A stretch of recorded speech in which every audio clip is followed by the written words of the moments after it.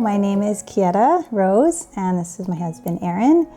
And we have the privilege of having a house full of kids. We have 5 kids here. Owen is 11, Charlie is 9, Lucy's 7, and they're all school age. And then we've got Leo, who's 3, and we have our foster baby at home.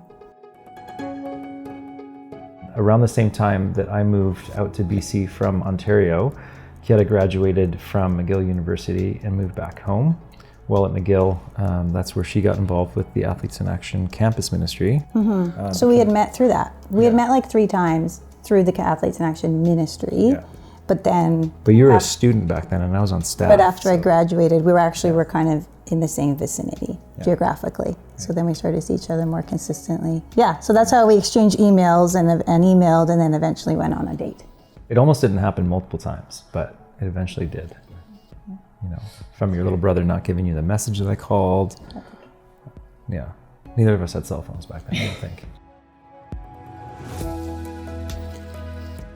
From the moment we knew we wanted to have a family, we had this sense that like it wasn't ours to like plan how we want it, like just to always pray, like God, that you would have us proceed as you want, not to just assume we're going to have this many kids, this aged apart, just to be really open-handed and seek Him on that. And the thing with adoption too, it's like we didn't know when, we just kind of knew we felt this leaning towards bringing someone in that needed a home. But I didn't know anything about fostering, and so that just wasn't on my radar. And you went to a workshop put on by a social worker with the Ministry of Children and Family Development, and they just shared about the need for foster parents, right? And so you brought that back to me and was like, I think maybe this is something we need to consider. Like when someone tells you about how many children are in your city that need a home, and here you've been kind of waiting and wondering what God was doing with that longing, you know, we're just like, oh, maybe this is why He had laid this on our heart. So many people, you know, as soon as they find out we're foster parents or we have a baby, that's the one of the first things they'll say is, we could never do that because we wouldn't be able to give the baby back. And so that for us has been something that we have to remind ourselves over and over and over that it's not about us. And so for us to say, well, we're not going to enter into this area of brokenness because we don't want to have heartache. Somebody has to take care for the child. Mm-hmm. Somebody has to be there to do that. And so I think we know as Christians that life isn't supposed to be easy in every regard. There is a lot of dying to ourselves. The second child that we had was for 14 months. And so the encouragement for us in that is that, yeah, he'll never remember us.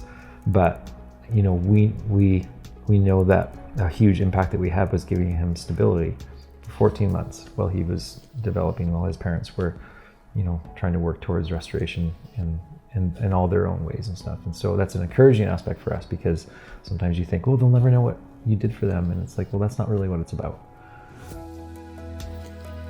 Maybe one day it won't be seen as like, you're crazy if you consider fostering, but like a little bit more normative, you know?